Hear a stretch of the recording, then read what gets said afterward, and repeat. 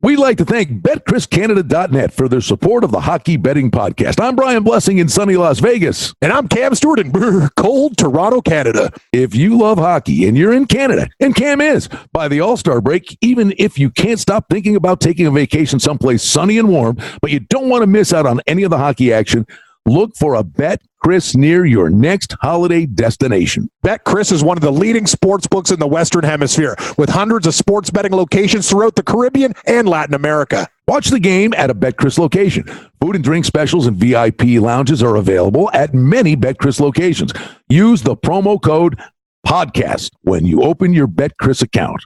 Place some bets on your game and collect your cash at the window when the game is over. BetChris offers single bets, parlay bets, teasers, and more on pregame and live odds for hockey and all your favorite Canadian and American sports leagues. And BetChris offers a variety of team and player props, including futures.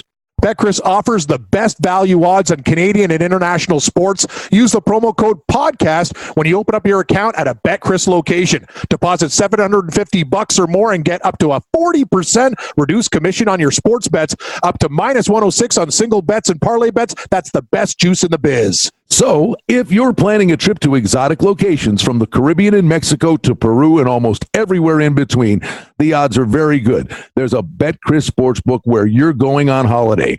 For more information about visiting a BetChris location while you're on holiday or to listen to or subscribe to the Hockey Betting Podcast, visit BetChrisCanada.net. That's BetChrisCanada.net. Cam, you're Canadian. When you leave Canada and you're heading south, use the promo code PODCAST. You're listening to the Hockey Betting Podcast, presented by BetChrisCanada.net. This is the hockey betting preview for the Eastern Conference for Monday, July 8th, 2019. And now live from Las Vegas, the host of the Hockey Betting Podcast, Brian Blessing. All right, it's always worth a couple of giggles. Most importantly, we think it's worth paying attention to because we're going to try to dish out some winning information for you. And in the summer months, it's never too early to talk about hockey. I mean, this is a wild time of year. You had free agency and the trade starting to percolate, the draft, and we bring in our dear friend, the one, the only, Cam Stewart. You got your hockey game face on there, brother? Brian Blessing, always a pleasure. Here we go, man. Here we go. You know what?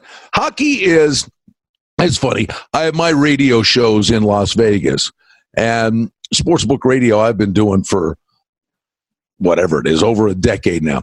And in football season, it's great.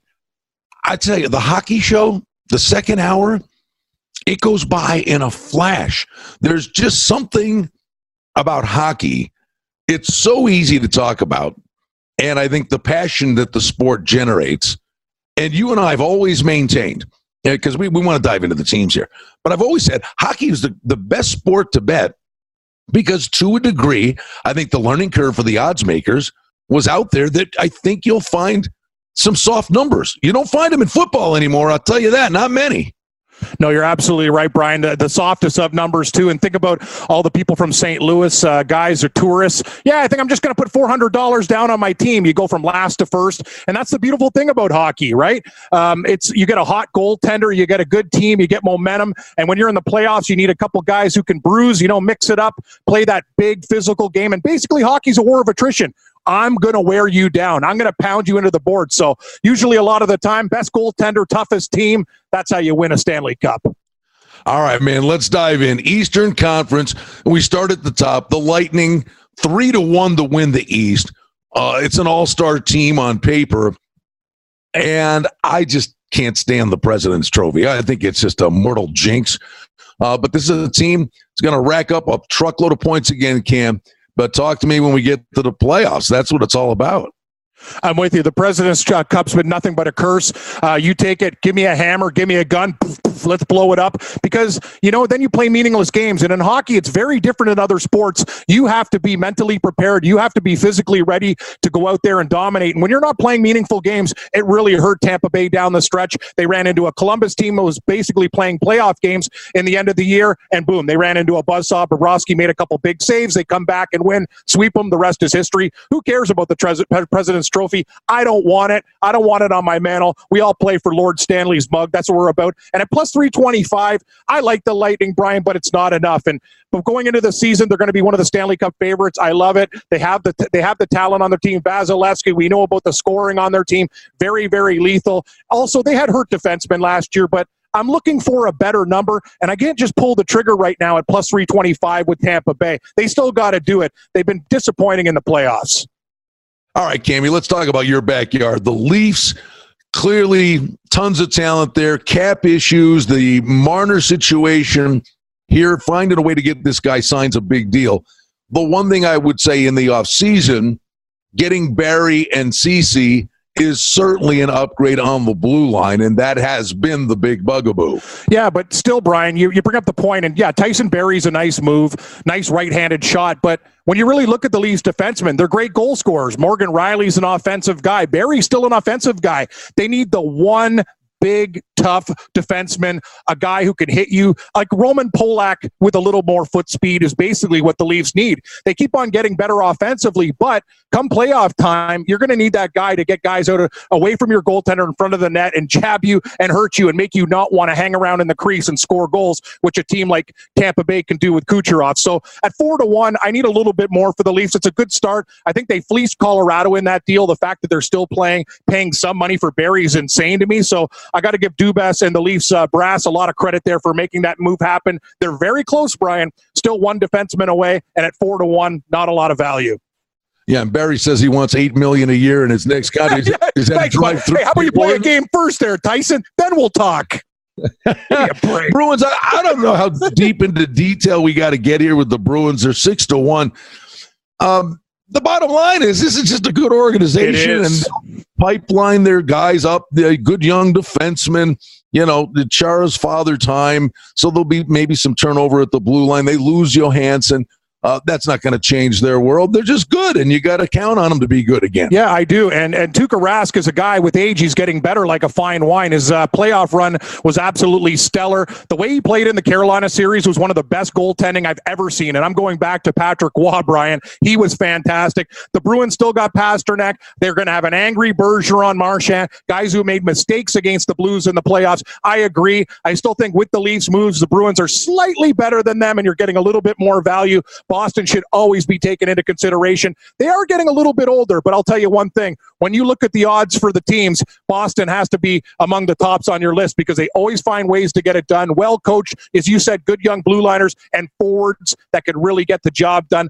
They wouldn't mind getting a little bit deeper. If they could add one more sniper, they'd be absolutely lethal and be in Tampa Bay's area. But yeah, the Boston Bruins, I like the value better than Toronto.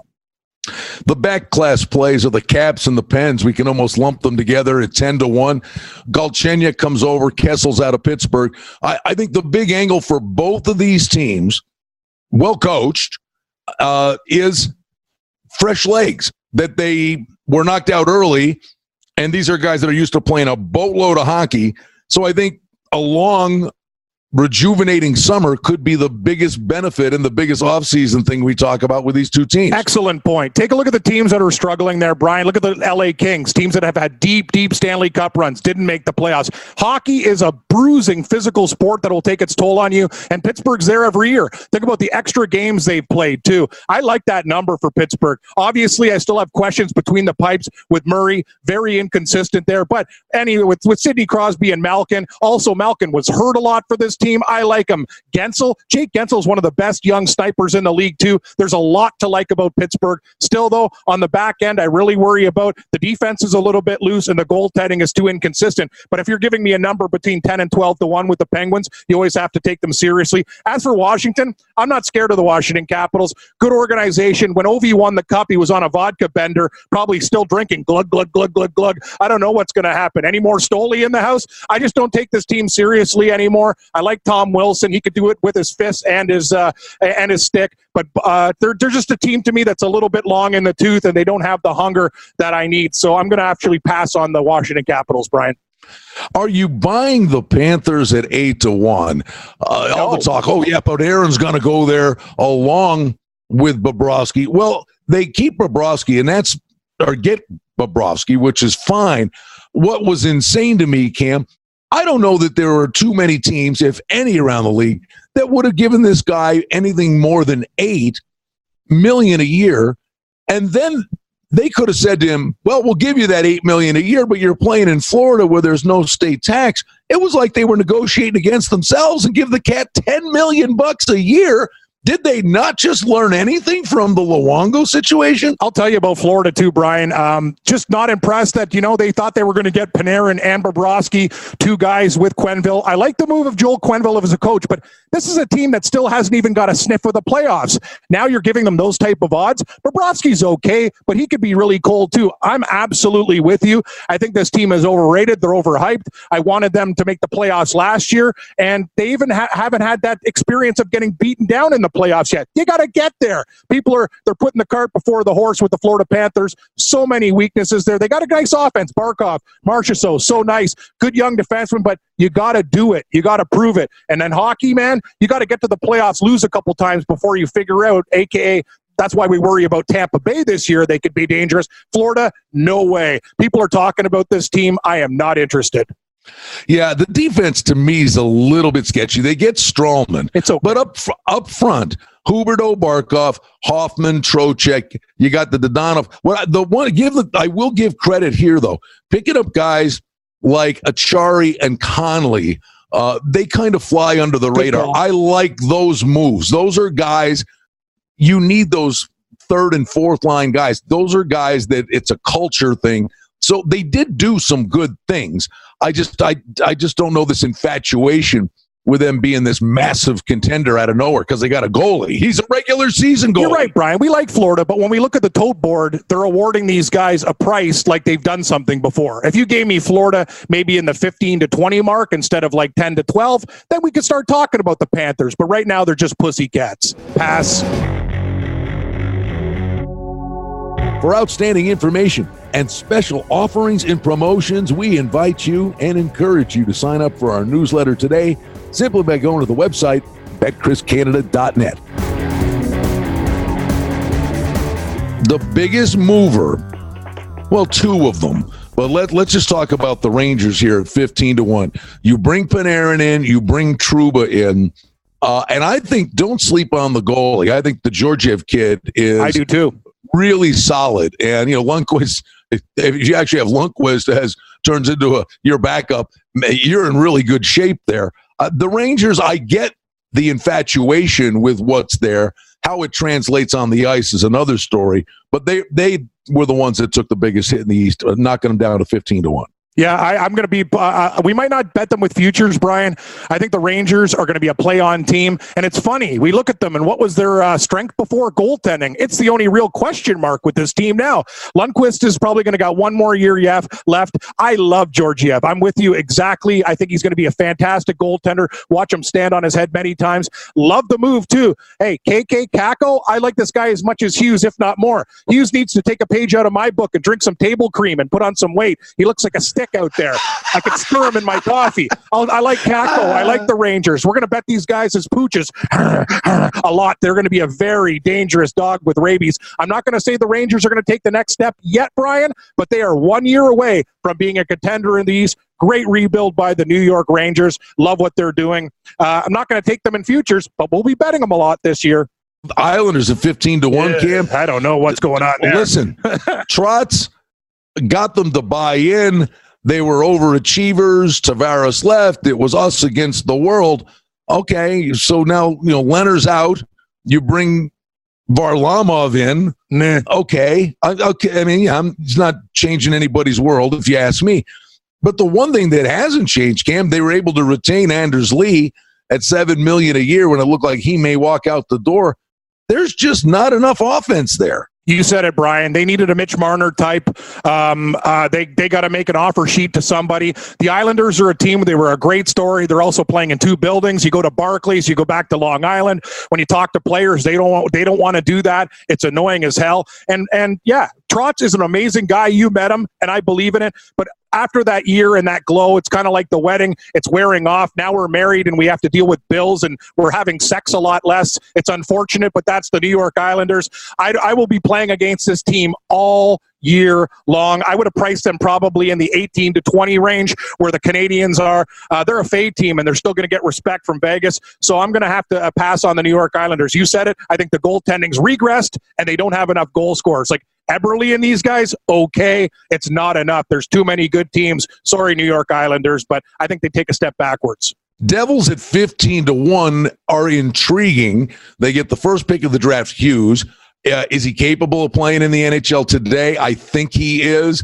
I would envision they're going to try to have him start the season there. You're hoping the acquisitions they made maybe sways Taylor Hall to stay, but he's not given that indication. That could be a distraction during the year. They pick up Wayne Simmons, kind of on the back end of his career, but he can kind of be a leader. Good young players. Subban comes up now. Great. That's all great. Yeah. Corey Schneider's your goalie. Yeah, and I like Corey Schneider personally. I think he's a great guy, but the injuries, he can't make it through the season. When they had Kincaid, he was horrible. New Jersey has some of the worst goaltending in the league, and it's a real problem. You're right. They got some leaders on the team. It's not enough. I like the move of Subban, an offensive defenseman, but the Devils need actually stay-at-home defensemen to protect the bad goaltending that they have. They'll score some goals. They'll let in a lot of goals. We're going to take some overs with this team this year because I think the offense is going to be better, but I can't be backing the Devils at that price for futures. But I think they're a better hockey team, Brian, but simply not done enough. They're going in the right direction. Philadelphia Flyers, Cammy, 20-1 to win the East. Chuck Fletcher's the GM here. And the funny thing, kind of a retread kind of guy. And I just think he's building the team kind of a bunch of retreads. Giroux's a terrific player. Yeah, they're old, Brian. Brian, you talk about us. Like, you know what I mean? Like, I'm beat down all the time now. We're not young anymore. Oh, my knee hurts. I take a swing with the golf club. My back. I'm popping arthritis pills. What are you going to do with Giroux and Voracek and all these guys? You're getting old. It's a young man's game. You got to have a few veterans on the team. But when you're talking about Metamucil and Fiber, talk about the San Jose Sharks. We can talk about them in the West. The Flyers are the same team, but not as good. I like Carter Hart, though. Guys, when he starts, they actually have a future between the pipes, and that is the most important thing in hockey. You have to build around it. They have a couple nice young defensemen. Sanheim's underrated. Gots to be here. Hey, you gots to be here, Brian. He's a pretty good player, too. Offensively minded. They got to get a little bit faster at the forward position. They lack foot speed. They have too many old guys on their team. Good players, great careers, but a little bit too old. But I love what the Flyers are doing. On the back end's getting better, and Carter Hart, watch out for him, Brian. He's going to be a real stud. Real quick, Kevin Hayes, $7+ million a year. Too much? Are you kidding me? Blow up the bank. I know that's the thing. Like in hockey, you got to be smart with that salary cap too. You can't be spending money frivolously. That's not a good move for the Flyers. But hey, they like Hayes. I like Hayes as a hockey player. I just don't think he's worth that much money. Flyers will be better, Brian, but we still can't take these guys. Two teams that are interesting, I think, are the Sabres and the Canadiens, both at 30-1. I'll start full disclosure. I follow the Sabres. Buffalo. Very closely. Goaltending with Hutton and Ullmark are going to be the real question marks here. The one thing, though, they acquire Colin Miller, and the right shot defenseman that comes in from Vegas is likely going to open the door for a move of Ristolainen that could conceivably bring them a second-line center or forward in time, and they desperately need that. They got some bad contracts. The Okposo thing, the Bogosian thing is killing them. But what Jason Botterill has done here is he's got a pipeline now, and he's got a bunch of guys in Rochester, many of them Swedish, that are going to come in, make an impact. Conceivably, their number one draft pick, Cousins, who had a thumb injury, I think he was going to make the team, I'll be honest with you. And now he's got an injury that makes that a little bit sketchy. But I think there's a lot to work with there. and it's all about culture. And the new head coach, this Ralph Kruger, is going to be really intriguing to watch. This guy's an outside the box, off the wall kind of thinker, but he has a history of turning guys around. And watch out, Rasmus Dahlin is going to go off this year. Sabres are a play-on team. They're not there yet. Watching them, Brian, you knew they had some of the worst defensive players in the league last year. It was tough to watch. It was basically an American Hockey League defense. The goaltending was bad, too. But the forwards, yeah, you know what? They're going to have more scoring. You got to give Eichel some help. But I will say this. You're right. I thought they'd do a lot better under Phil Housley, but maybe they needed a different type of coach. You know, Brian, I think this is going to be a no BS type of team. They get no respect from Vegas. They're better, younger. Eichel's still playing in the shadow of McDavid. He's a great damn player. You know what I mean? They overpaid for a couple guys on their team, but you got to keep him. You got to keep him around. And I talked to my buddy Carlo Koliakovo. This is what bothers me. Buffalo's a great place to live when you're a hockey player. It's cheaper than a lot of places there. You can save your bank. They love the game. I'll tell you something about the Sabres. I think they're going to be dogs a lot. We are not taking futures on them, but I will be betting on this team immensely, especially as home dogs. It's a tough building to go into and play, and I think the Sabres are going to be much improved. And you talked about the other team. The Montreal Canadiens here, Brian, I love this team. I think they've done great things. I like the fact that they tried to get Aho from Carolina on the offer sheet. Very underrated moves with the defensemen, with Cousins and other guys. Carey Price probably has a 2-year window left, but the Montreal Canadiens are doing it right. I think they had a great draft, probably one of the best drafts out of all the teams. They're getting closer, and I'll tell you something. They're going to be competitive. The Canadiens and Rangers and major upswing in the Eastern Conference, and they're all at long odds. The one thing with the Canadiens, they're fast, but they're not big. They're not tough. Cam. They're not a tough team. That's the problem. That's the only. They're going to have a lot of success on given nights. But big picture, you know, getting in, first of all, we're talking about the conference, to win the conference. I don't know that they got enough size. You know, Domi's a gritty player. Gallagher, they're all small. Yeah. I think the Nick Suzuki kid's going to jump into the lineup. So they're intriguing. And I got to give Bergevin credit because they turned this team around a lot quicker than I thought they would. I'm glad you mentioned the Hurricanes. I want to get back to them. Obviously, all the fun and the post-game celebration stuff and the bunch of jerks and all that, they matched the contract, the number that Aho got on the offer sheet. So you keep the guy. The question I have with them is, draw an analogy. 2 years ago, Jacksonville was a whisper away from winning the AFC. True. And then they fell off the planet. Correct. Now, I think the Jags are going to bounce back this year. But it's that weight of expectation, and can you sustain it? And there's some really nice players on this Carolina team. I don't know that they can back it up. I don't think they can either. I think the goaltending, too, was a mirage. When you pick up Curtis McElhinney, a guy who basically was cut from the Leafs because they didn't want to give him, $400,000 plus? Come on, that's an easy move to make, and now they have a problem. So everything worked out for Carolina, the bunch of jerk stuff with Don Cherry, the celebrations. It was basically a perfect storm. They were riding high till they ran into a real hockey team in Boston. So Carolina is one of those teams, I think. Yes, Brian, it's a nice story. I like Aho. I like some of the younger players on their team. Despite that, a lot of injuries, too, on the team. They got guys who are banged up. Justin Williams is old. He probably isn't going to be around anymore. I just look at this team in the 14-50-1 range, and I'm saying no. I think Carolina, kind of like the Islanders, the team that they knocked out, are both going to regress in the Eastern Conference. I'm not interested in Carolina one bit. And then the two grenades, you got the Red Wings on the board, 50-1 to win the East, and the Senators 150-1 to win the East. The Red Wings, it's a complete overhaul. You get Philpol is back. You want to get some of these young kids into the pipeline. The bottom line is you look at the goaltending, Jimmy Howard, Jonathan Bernier, and they bring Calvin Pickard in. Wow. So, yeah, there's work to be done in Detroit. Oh, there's major work to be done in the Motor City. They're a team that's many years away, and you just pick and choose these guys on a nightly basis. They were pretty competitive. They were a bad team last year, but they showed up a lot of the time as big dogs, and we'll keep an eye on that. As for the Ottawa Senators, man, I don't even know where to begin. One of the politicians in Canada yet met Eugene Melnyk at a Rolling Stones concert and basically said, "I want to punch your face, and you effing clown." And I'm not sure if you saw the story, but he's like, no, it's wild. Oh, it's the best story ever. The Ottawa Senators politician from Ottawa wants to punch out the owner and calls him an absolute gearbox at a Rolling Stones concert. I don't know. The Ottawa Senators, it's a complete overhaul there, Brian. 150-1, throw a dart. No thanks. I think I'll miss the board. Yeah, basically their marketing campaign this year in Ottawa is the Tyler Ennis era begins.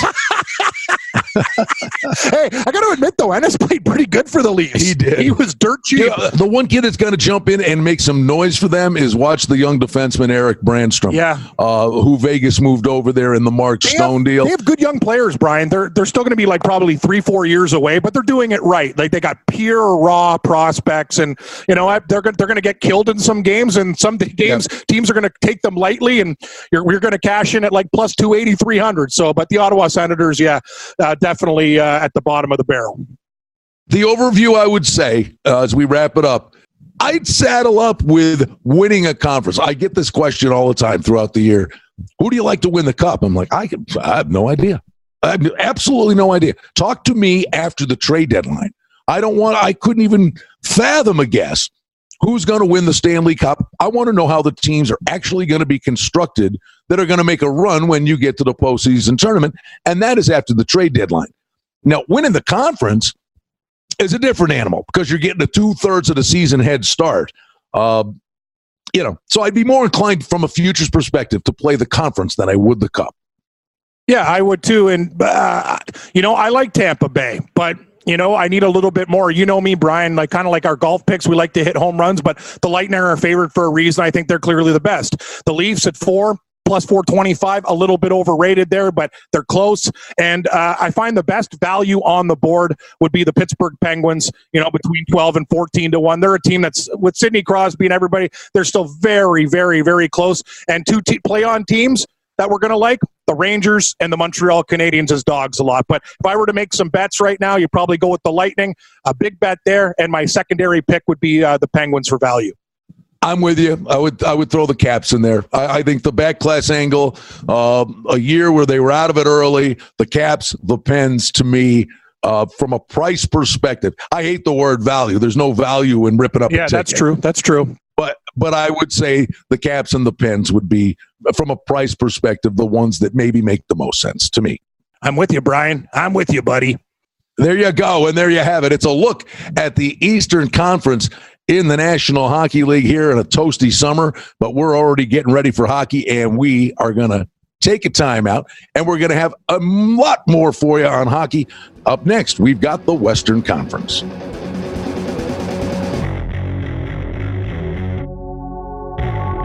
You've been listening to the Hockey Betting Podcast, presented by BetChrisCanada.net. For outstanding information and special offerings and promotions, we invite you and encourage you to sign up for our newsletter today simply by going to the website, BetChrisCanada.net.